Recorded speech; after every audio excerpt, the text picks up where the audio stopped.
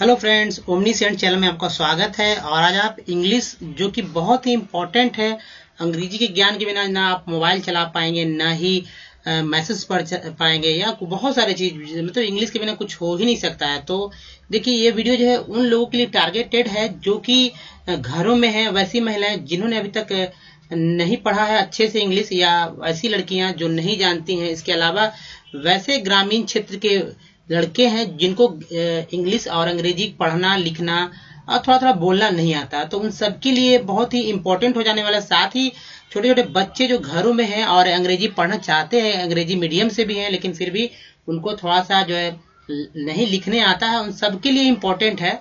तो बहुत ही important video है। और इसका जो चैप्टर जो चलेगा, हालांकि मेहनत आप ही को करना होगा, क्योंकि बस मैं इसमें सिर्फ गाइडलाइन करूंगा किस कैसे जो है पढ़ना है, ताकि आप आगे अधिक से अधिक लिख पाएं।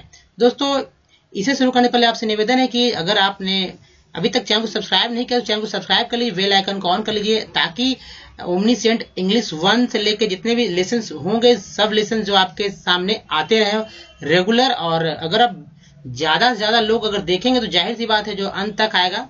एक दिन ऐसा होगा कि जब आप अच्छे से किसी बात को जो है लिख पाएंगे, समझ पाएंगे, पढ़ पाएंगे और साथ साथ बोल पाएंगे, तो सारी बात होंगे। लेकिन आज पहला क्लास है, तो इस क्लास में देखिए क्या क्या होने वाला है। तो आइए शुरू करते हैं।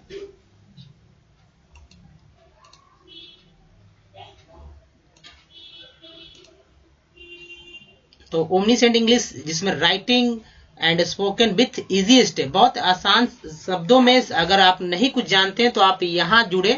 हालांकि सब जगह कुछ ना कुछ तो लोग जानते हैं, फिर भी बेसिक से है, बेसिक। और सबसे अगर आप जीरो है और अपने आप को जीरो मानकर ही यहाँ चले, ठीक है। बाकी सब नॉलेज तो आपके पास है ही।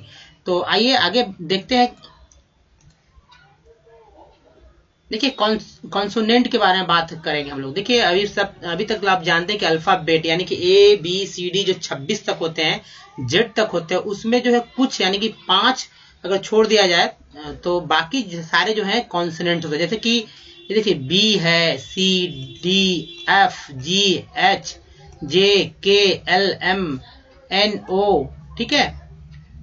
क्यू है, आर एस टी भी डब्ल्यू एक्स वाई जेड, यानी कि 26 को छोड़कर मतलब 26 जो है ये सभी कॉन्सोनेंट ही हैं।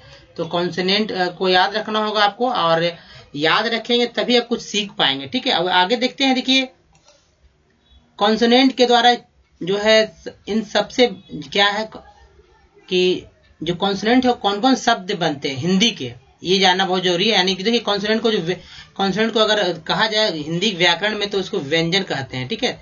तो व्यंजन और स्वर दो होते हैं हिंदी में। तो यहाँ है कि देखिए, व्यंजन जो है ये व्यंजन, ठीक है, ये व्यंजन वो है जो आपके अंग्रेजी के बगल में जो लिखे जा रहे हैं, वे व्यंजन वो है जो आपको सीधा दिख रहे हैं। ज्यादा दिमाग नहीं लगाना है कि क्या है नहीं। अब कैसे बोलेंगे इसको, इस बात पे भी ध्यान देना होगा कि कैसे हम लोग बोलते हैं।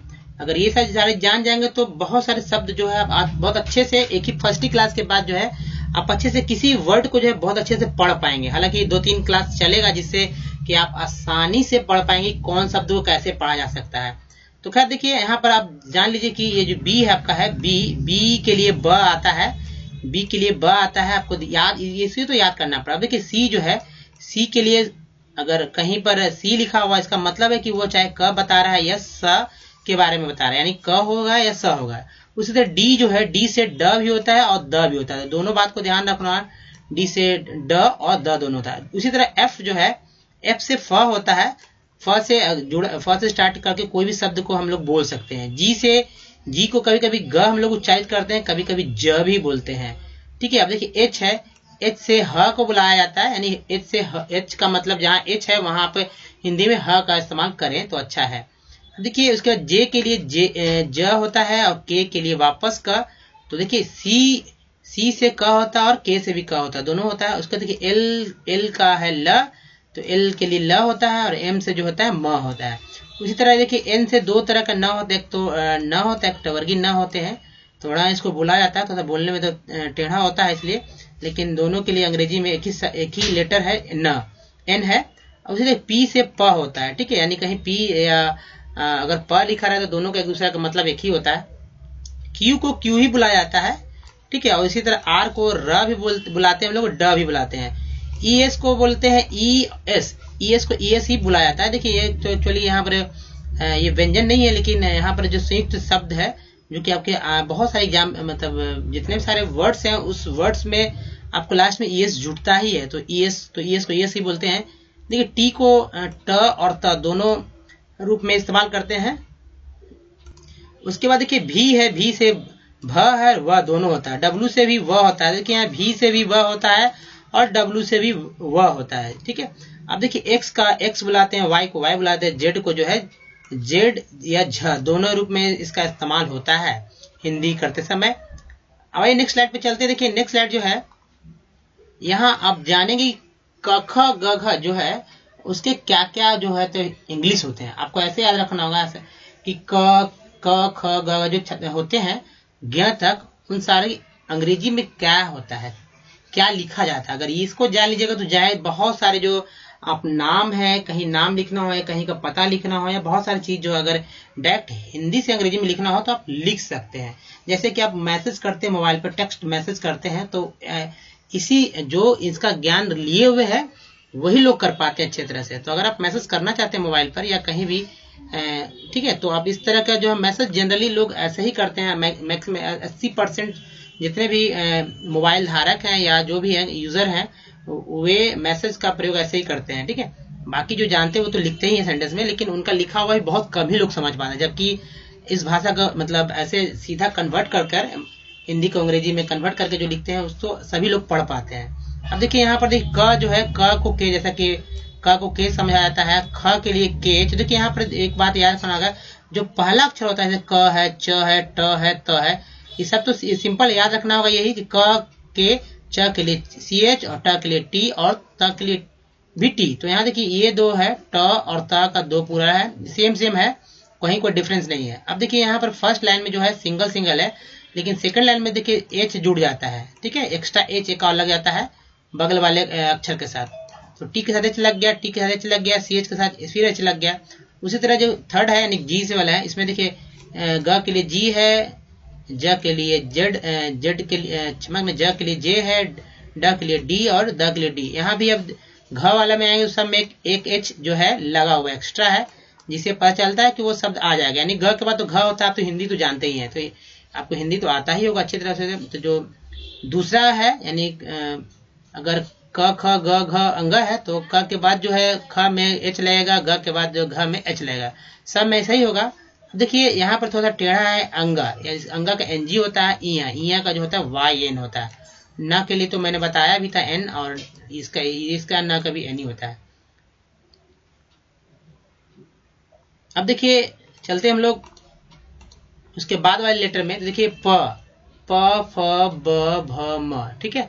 तो देखिए प का जो होता है ये P होता है, जबकि फ के लिए PH, फिर से H आ गया है ना। अब देखिए बी से ब और भ के लिए BH, ठीक है। म का सिंगल म होता है, जबकि अब देखिए यहाँ से डिफरेंस है, Y के लिए यह आता है, इसे यहाँ से याद रखना बहुत जरूरी है। जो बाकी सब तो ट्रिक पे याद हो सकता है, लेकिन यहाँ से याद रखना इजी होता है। देखिए Y के लिए यह, R के लिए र है, ल के लिए L होगा, W के लिए व के लिए W और V दोनों होता है, और तलाबे श जो है, तलाबे श जिसको बोलते हैं, SH होता है। उसी तरह दंती स जो है, दंती स के लिए सिर्फ सिंगल S और मूर्धन्य स के लिए SH होता है। तो ये दो को याद रखना होगा कि SH वाला ये स है, तलाबे श और मूर्धन्य श, ठीक है। अब ह के लिए H होता है, मैंने बताया था पीछे। और अक्षा ये सबसे टेढ़ा है, इसको आप अच्छे से याद कर लेंगे। अक्षा के लिए KSH होता है, यानी कि SH के पहले K लगाते हैं। तरह के लिए TR, ठीक है, TR होता है तरह के लिए। अज्ञा के लिए GY होता है, ठीक है, GY होता है, इसका मतलब ज्ञ होता है। अब बात करें सबसे इम्पोर्टेंट, ठीक है, तो इम्पोर्टेंट है आ ई उ री, ये सारे हैं, ठीक है। तो उसके बाद देखिए अ के लिए जो है जनरली हम लोग ए का इस्तेमाल करते हैं, नहीं भी करते हैं। आ के लिए हम लोग डबल ए का इस्तेमाल करते हैं, ये कभी कभी होता है आ डबल आ का इस्तेमाल होता है, लेकिन आ के लिए भी हम लोग सिंगल ए का ही इस्तेमाल करते हैं। आई के ई के लिए, छोटी ई के लिए आई का इस्तेमाल करते हैं, जो छोटी आई होती है, ठीक है। उसके बाद बड़ी ई के लिए डबल ई का इस्तेमाल करते हैं। यू के लिए सिंगल यू, मतलब छोटा यू है, बड़ा यू है। बड़ी यू के लिए जो यहाँ बड़ी यू होती है, बड़ी यू के लिए डबल ओ होता है, ठीक है, डबल ओ जहां जहां इस्तेमाल, यानी कि बड़ी उकार की मात्रा है। री के लिए आर आई, ठीक है। उसी तरह देखिए ए जब रहेगा ए के लिए ई इस्तेमाल करेंगे, आई के लिए ए आई, इसे याद रखेंगे, बहुत यहाँ से बहुत इंपॉर्टेंट हो जाता है। ओ के लिए तो ओ है। अब यहाँ तीन जो बहुत हमेशा भूल जाते हैं लोग, बच्चे लोग सभी लोग भूल जाते हैं। ओ के लिए ए यू और अन के लिए ए एन और अ के लिए ए एच, ये हो गया। अब देखिए वॉवेल की बात करेंगे हम लोग। जैसा कि मैंने बताया था आपको कि वॉवेल जो होते हैं वो वॉवेल 5 होते हैं, ए ई आई ओ यू। इसके द्वारा जो है कौन कौन शब्द का हम लोग उच्चारण कर सकते हैं। देखिए तो देखिए अ आ ई ए ओ उ आदि जो होते हैं ये ए ई आई ओ यू द्वारा जो है बुलाए जाते हैं। इसके द्वारा इन सब चिन्ह को सूचित किया जाता है। कौन कौन से ए आई ओ यू के द्वारा जो चिन्ह सूचित किया जाता है, देखिए आप देखेंगे कि बहुत इंपॉर्टेंट है। देखिए आ के लिए तो कुछ नहीं है, यहाँ पर कोई चिन्ह नहीं दिया हुआ है, जबकि आ के लिए आकार की मात्रा जो होती है ना वो है, इसका चिन्ह ही है। आ का मात्रा आकार के चिन्ह होता है। छोटी की मात्रा, छोटी का जो आपको दिख रहा है ऐसा, ये मात्रा होती है छोटी के लिए। बड़ी के लिए ये वाली होती है, तो इसको हर्षई बोलते हैं। हर्षई इकार की मात्रा, इसको दीर्घ इकार की मात्रा बोलते हैं। इसी तरह ऊ के लिए छोटी ऊ का मात्रा यानी हर्ष, ये भी हर्ष है, हर्षव उकार की मात्रा। जबकि बड़ी ऊ के लिए जो है, बड़ी ऊ के लिए है दीर्घ, ये बड़ी ऊ के लिए जो है दीर्घ ऊ की मात्रा। ए के लिए जो है एक ऊपर ऐसे उड़ाते हैं हम लोग ना, ये है ए के लिए। जबकि ए के लिए दो, ये दो वाला है, दो का है ऊपर का जो होता है, जैसे कि कै मैं में यही आता है। उसके बाद ओ के लिए ओ एक ही है, एक ऊपर एक नीचे, जो आपको यहाँ भी दिख रहा है, ठीक है। तो ये है ओ के लिए, औ के लिए दो ऊपर एक नीचे। अन के लिए ये मात्रा है, बहुत याद रहे, इसलिए याद रखना होगा क्योंकि अगर ये याद रहेगा तो आपको पता चल जाएगा कि इसका जगह कौन को। जैसे कि ए के लिए तो आप मैंने बताया कि ए के लिए ए है, डबल ए के लिए आ है, आई से डबल ई के लिए ई को इस्तेमाल करते हैं, यू के लिए यू, और बड़ी यू के लिए डबल ओ का इस्तेमाल करते हैं, और ई के लिए ई, और ए आई के लिए ए आई इस्तेमाल करते हैं, जबकि ओ के लिए ओ के लिए ए यू, ठीक है।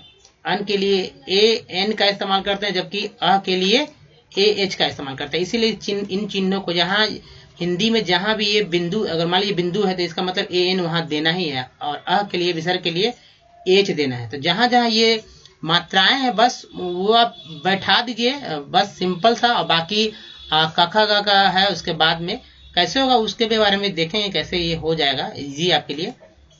अभी नया नया से थोड़ा सा परेशानी हो जाएगी। देखिए यहाँ से समझे मात्राओं के कैसे पहचान करना है, ठीक है। तो देखिए मात्राओं के पहचानने के लिए क्या करना होगा। जैसे कि अ है, आ को ए देंगे, जैसे कि मैंने अभी बता दिया था। आ की मात्रा जो कि ये है, आ की मात्रा का ये चिन्ह है, और इसके लिए डबल ए, ई के लिए छोटी के लिए आई दे देंगे, ठीक है। बड़ी के लिए दो को ई देंगे, इसका मात्रा ये है। ऊ के लिए जो इसके चिन्ह ये है और ये वाला देंगे अंग्रेजी लिखते समय। बड़ी ऊ के लिए डबल ओ देंगे। री के लिए, री देखिए कई तरह से र का इस्तेमाल होता है। एक तो रेफ ऊपर रहता है, इसे कर्म में रहता है, कर्म में से रेफ रहता है, क्री में जैसे इधर रहता है, जैसे कृपा में ये होता है। तो ये दोनों के लिए आर आई का इस्तेमाल होगा। ए इसका चिन्ह ये है, और इसके लिए ई का इस्तेमाल होगा। ए का चिन्ह देखिए यहाँ है डबल, इसका ए आई का चिन्ह इस्तेमाल होगा। ओ के लिए चिन्ह ओ का इस्तेमाल, औ के लिए चिन्ह ए का इस्तेमाल, अन के लिए ए एन और अ के लिए ए एच का इस्तेमाल होता है। बहुत ही इस बात को आपको याद रखना होगा, लिखना ही पड़ेगा, नहीं लिखेंगे तो कॉपी तैयार नहीं होगी और बाद में रिवीजन करते समय बहुत दिक्कत होगा। तो सारी बातों को वीडियो पॉज करके जो लिखते चलिए, ताकि आपको पता चल सके कि आपने क्या पढ़ा, क्या नहीं पढ़ा, क्या याद है, क्या याद नहीं है। अब देखिए वॉवेल के द्वारा उच्चारण कैसे करना चाहिए, ठीक है। तो इन बातों को जानना भी बहुत जरूरी है, क्योंकि अगर आप जान लेते हैं कि वॉवेल के द्वारा कैसे उच्चारण करना है तो आप बहुत अच्छे तरह से बहुत कुछ जान पाए।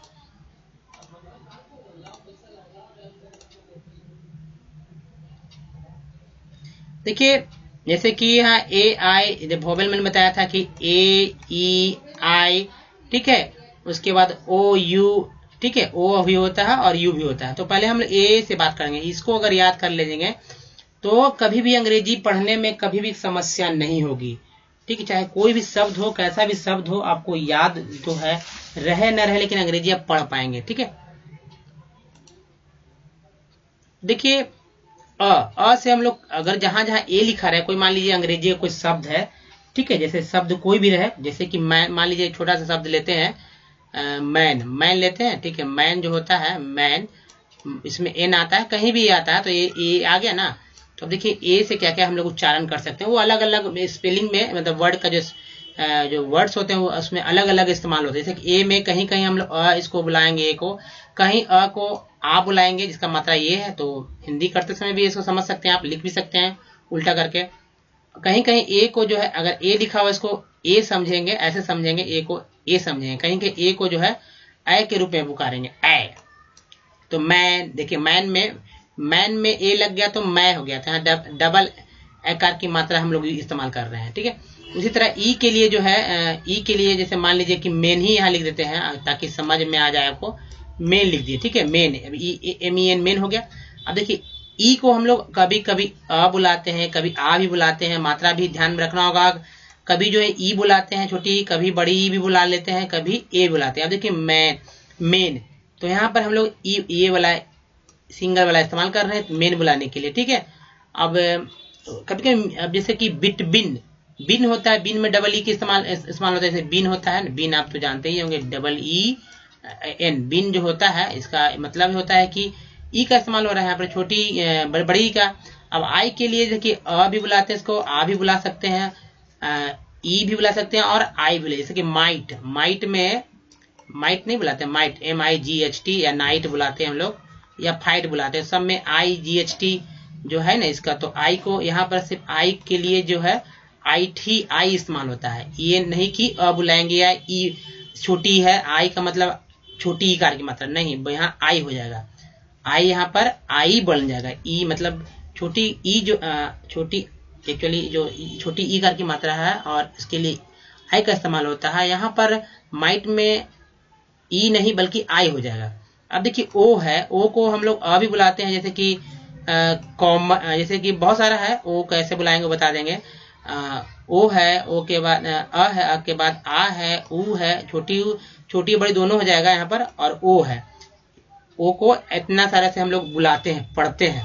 उसके बाद यू के लिए क्या पढ़ते हैं, तो अ भी पढ़ते हैं, आ भी पढ़ते हैं, छोटी बड़ी ऊ बड़ी ऊ दोनों बुलाते हैं, और EU भी पढ़ते हैं। अब बात करेंगे कि अ कैसे बुलाते हैं इसको, तो मान लीजिए कि MON होता है, मंडे होता है ना, मंडे, तो MON होता है, तो यहाँ पर देखिए अ बुलाया ना, MOND, मंडे, MONDAY, डे होता है, तो डे को छोड़ दीजिए। और तो देखिए MON, तो ओ नहीं हम लोग यहाँ बुलाकर क्या बुला रहे हैं, मन, यानी कि तो यहीं से बनते हैं यही सारे शब्द। अगर इस बात को याद रखेंगे, जैसे कि यू है तो यू को भी अ बुलाते हैं, जैसे कि कैसे, तक मान लीजिए कफ लिख देते हैं, CUGH, ठीक है,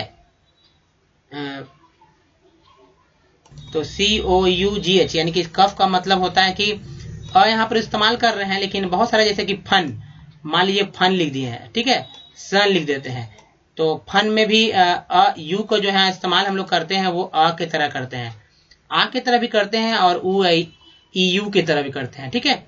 तो कई तरह से इस्तेमाल करते हैं। तो ये सारा चीज था जो कि बहुत इंपॉर्टेंट है आपके लिए, और अगर आप इन सारे वर्ड्स को अगर आप याद कर लेते हैं तो निसंदेह जो है आपको कहीं कोई दिक्कत नहीं है, कोई अंग्रेजी पढ़ने में ना कोई लिखने में, ठीक है दोस्तों। यहीं तक अभी। अब देखिए यहाँ पर एक और था, ओ था, डबल ओ, जो कि उसके लिए भी वही सेम है। यहाँ पर है क्या कि देखिए यहाँ पर डबल ओ का है, ठीक है, यहाँ पर डबल ओ के कभी कभी डबल ओ भी रहता है, यहाँ पर छूट गया है, तो उसको भी अ बुलाते हैं, सुन, ऐसे बहुत सारा बताते हैं, जैसे आ हो जाता है। उसी तरह छोटी ऊ बड़ी ऊ दोनों है, फिर ओ है, फिर ऊ है, और फिर ऊ का मतलब छोटी कहीं कहीं मात्रा भी रहेगा, उकार की मात्रा ओ भी रहेगा साथ में। अब जैसे यहाँ पर कहा है सुन होता है, ठीक है, तो सुन जब होता है, सुन है तो सुन के डबल हुआ आता है, तो देखिए यहाँ पर उकार की मात्रा आ गया। तो खैर ये तो पहले मैंने बताया ही था। तो खैर ये है बहुत इंपॉर्टेंट, ये वाला जो है चार्ट है, एक तरह से चार्ट को लिख लीजिए। उसके बाद आप जैसे मैं आप बता रहा हूँ सभी वर्ड्स को पढ़ने का प्रयास कीजिए, जो कि आप कहीं से भी खोज सकते हैं, कहीं भी आपके मोबाइल में कहीं भी कहीं से कुछ लिखा हुआ है, आपको नहीं पढ़ने आ रहा है तो आप इसे देखिए और इसको समझने की कोशिश कीजिए, आपको बहुत अच्छे से आसानी से पढ़ने आ जाएगा। अगर इस चैप्टर को आप 3 से 4 बार देख लेंगे तो निश्चित ही आपको अच्छे तरह से समझने आ जाए कैसे पढ़ा क्या जाता है। और फिर बात तो लिखना तो आसान है ही। दोस्तों इस वीडियो में यहीं तक, और नेक्स्ट क्लास अगर इस वीडियो का जो है अगर अच्छा परफॉर्मेंस मिलता है लोगों को, अगर और चाहिए इसके ऊपर वीडियो तो आप जरूर देखें, ताकि मैं आपके लिए इसी तरह के वीडियो निश्चित रूप से आप डिपेंड रहिए कि 6 महीने में अगर आप चाहते हैं कि अच्छे से लिख पाए, कभी लिख नहीं पाए तो क्योंकि मैंने जो जहां से मैंने पढ़ा है और जो मैंने सीखा है तो बहुत आपको निस्संदेह, आप अगर Hindi medium pure Hindi medium के हैं, बहुत गांव के हैं, ठेठ गांव के हैं, कुछ नहीं आता तो आप निश्चित रहिए कि आपको बहुत कुछ आ जाने वाला है। जो पढ़े हैं शहर के लोग हैं उनके लिए नहीं है वीडियो, और नहीं देखें तो ज़्यादा बेटर है, बाकी सभी लोग के लिए बहुत ही फायदेमंद है। तब तो दोस्तों अब बने रहिए और आगे देखते रहिए कैसे कैसे जो है आपका अंग्रेजी या इंग्लिश का जो विकास होने वाला है। तब तक के लिए दोस्तों धन्यवाद। Don't miss the next video.